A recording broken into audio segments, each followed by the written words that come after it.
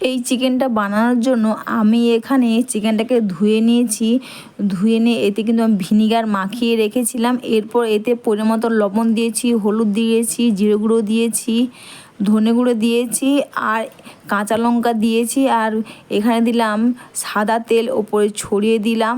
আর সবার লাস্টে এখানে দিচ্ছি লেবু দিয়ে ভালো করে একটু ম্যাগনেট করে নেবো, ভালো করে হাত দিয়ে মাখিয়ে নিয়ে ম্যাগনেট করে নেবো। আর এই ম্যাগনেটটা আমি আধা ঘন্টা মতো রেখে দেবো। এর ওপরে কিন্তু আমি একটু তেল ভালো করে 1 চামচ মতন তেল ভালো করে দিয়ে দিচ্ছি। আর দিয়ে এইভাবে ম্যাগনেট করে নেব। তো এইভাবে করে আমি এখানে কাঁচা লঙ্কাই দিয়েছি, আমি এখানে গুঁড়ো লঙ্কা দিচ্ছি না, তোমরা চাইলে গুঁড়ো লঙ্কা দিতে পারো। তো কড়াইতে তেল দিয়েছি, এরপর আলুগুলোকে এইভাবে কেটেছি, আলুগুলোকে আমি এক এক করে ভেজে নেব। তো এপিট ওপিট করে আলুগুলোকে আমি এক এক করে এইভাবে করে ভেজে নেব একটু। আলুগুলো ভাজা আমার হয়ে গেছে। এরপর ওই তেলের মধ্যে আমি এখানে চিনি দিয়েছি কালার করার জন্য। তো চিনি দিয়েছি আর আলুগুলো এইভাবে লাল লাল করে ভেজেছি। তো চিনিটা আমার প্রায় ফুটে গেছে। এরপর আমি এর ওপরে পেঁয়াজগুলো দিয়ে দেবো। পেঁয়াজগুলোকে আমি ছোটো ছোটো করে কেটে রেখেছিলাম। এবার পেঁয়াজগুলো দিয়ে দেবো আর পেঁয়াজটা দিয়ে একটু লাল লাল করে ভেজে নেব। যেহেতু আমি এখানে আগে চিনি দিয়েছিলাম, তো দেখতেই পাচ্ছ পেঁয়াজের কালারটা কিন্তু এমনি লাল হয়ে গেছে। এতে কিন্তু আমি আর কোনো লাল কিছুই দেইনি। আর এরপর কিন্তু আদা রসুন আর এখানে টমেটো পিউরিটা একসাথে করে দিয়ে দিলাম, দিয়ে একটু ভালো করে মশলাটাকে কষিয়ে নেব। তো মশলাটা কষানো হয়ে গেছে। এরপর আমি এখানে কিন্তু কাশ্মীরি লঙ্কা দিচ্ছি, লঙ্কা গুঁড়ো দেইনি। লাল যে কাশ্মীরি লঙ্কা গুঁড়ো হয় ওই কাশ্মীরি লঙ্কা গুঁড়ো দিচ্ছি। এরপর দিয়ে এটা মশলাটা আরও ভালো করে কষিয়ে নেব।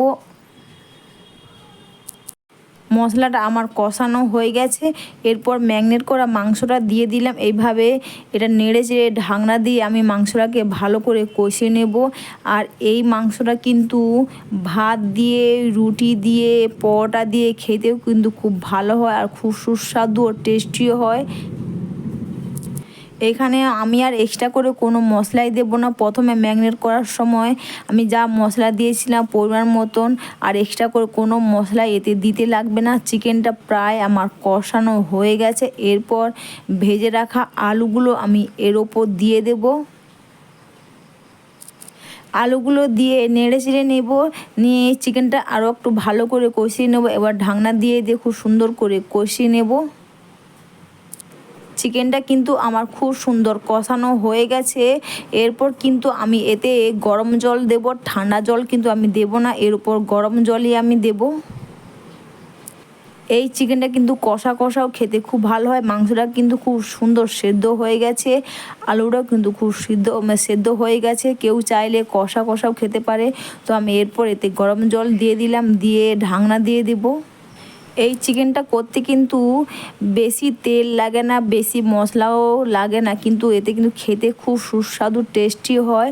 তো আমার কিন্তু চিকেন প্রায় রেডি হয়ে গেছে। তো ভিডিওটা ভালো লাগলে তোমরা কিন্তু কমেন্টস করে অবশ্যই জানিও।